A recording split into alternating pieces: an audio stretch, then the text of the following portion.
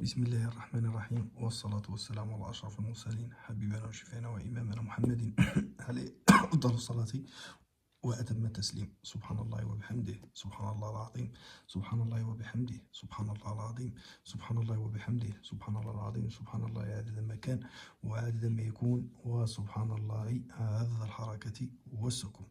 طيب، درسنا اليوم أو لمحة للدروس على مثلث عاصف ابن برخية. يعني اليوم راح أعطي دخول أو مفتاح لكل طابع الناري الهوائي الترابي المائي على مثلث عاصف ابن برخية الذي يأتي عن شكل هرمي، وليس مثلث الغزالي أو منسوب للغزالي. لأن مثلث الغزالي هناك من يقول أن المثلث للقمر. اعلم يا أخي، اعلم، الله يرضى عليك. ودائما أقول أنا ما إن إلا نقطة في هذا المجال، ويوجد في النار ما لا يوجد في البحر. اعلم يا أخي، اعلم يا أختي، أن الوفق المثلث هو أول الأوفاق الفردية، وله من الأفلاك فلك الأول وهو الحمل، ومن الكواكب له زحل لأنه أول الكواكب، والمثلث أول الأوفاق، خلفا لمن قال أن المثلث للقمر. ومن قال أن المثلث للقمر قد أخطأ، لأن المثلث منسوب لزحل من جهة العدد، وذلك لأن عدد زحل 45 وعدد مساحة المثلث 45. كذلك أيضا أن عدد حساب أبونا آدم عليه السلام عدده أيضا 45 حساب اسمه، والمثلث كذلك 45.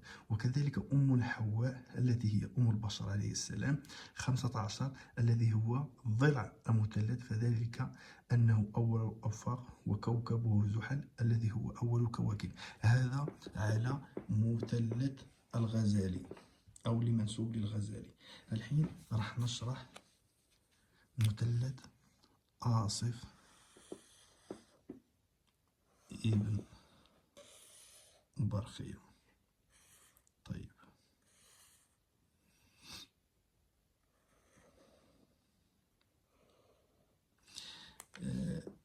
هذا الدرس كيف ما قلت إخواني وهو عبارة عن درس للدروس القادمة على مثلث عاصف ابن برخية. يأتي على هذا الشكل، يعني يأتي على شكل هرمي. طيب، المفتاح 1 2 3 4 5 6 7 8 9. طيب، مجموع 7 8 9 يعطيني 24، وهنا أيضا 24. ومجموع 4 3 6 1 5 يعطيني 19، وكذلك يعطيني 19. لو أخذت 2 و9 و4 يعطيني 15، ولو أخذت 2 و7 و6 يعطيني 15، ولو أعطيتني 2 و8 10 و5 يعطيني 15.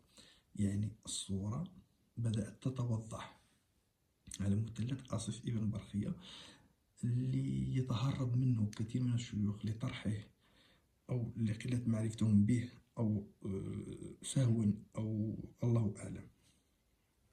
فمجموع 24 و19 و15 يعطيني 58، و 24 و19 و15 يعطيني أيضا 58. هذو الأعداد راح نتطرق لها من بعد.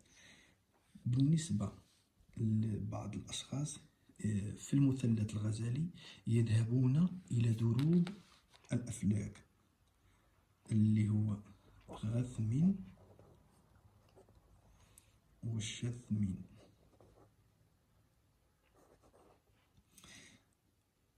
ومجموع ضروب الأفلاك وهو 1440. فأنا راح أختصر عليك على غثم وشتم، فالاشتغال يكون بطيش وإيل. حتى في المثلث نقول الغزالي، حتى في مثلث الغزالي اشتغل بطيش وإيل أفضل من غثم وشتم، وراح أتطرق لها إن شاء الله في الدروس السابقة. ليش طيش وإيل أفضل من غثم وشتم لدروب الأفلاك؟ هذه واحدة. تاني شيء راح يعني أعلم أن بعض المشايخ أو بعض طلاب العلم لما أقول إياه يا من لا هو إلا هو، ياهو يا من، ياهو يا من لا هو إلا هو، يعني اللغز وصل والفكرة وصلت بإذن الله. طيب هذا أول شيء. بالنسبة لمفتاح النار يكون هون، وبالنسبة لمفتاح الهواء يكون هون، وبالنسبة لمفتاح التراب يكون هون، وبالنسبة لمفتاح الماء يكون هون.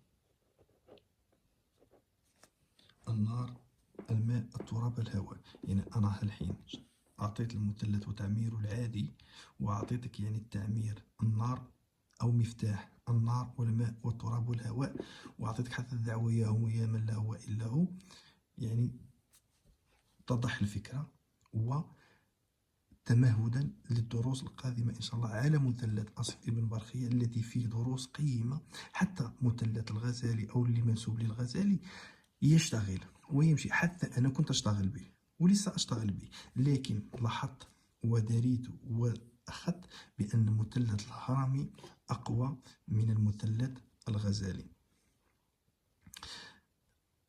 نكتفي بهذا لدروس القادمة. يعني أعطيت هذا الدرس وشرح هذا المثلث أصل ابن برخية للدروس القادمة.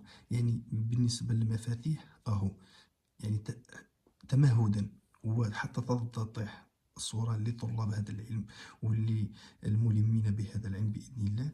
وكما قلت لك طيش وإيل أفضل من غثم وشتم على دروب الأفلاك بإذن الحي القيوم. أكتفي بهذا بإذن الحي القيوم، وإلى دروس قادمة بإذن الله. دمتم في رعاية الله، والسلام عليكم.